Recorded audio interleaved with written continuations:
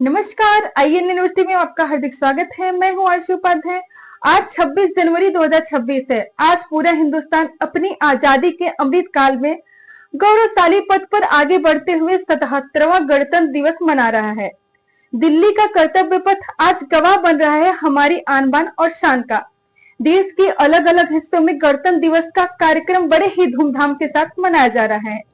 देखिए आईएनए की यह खास रिपोर्ट।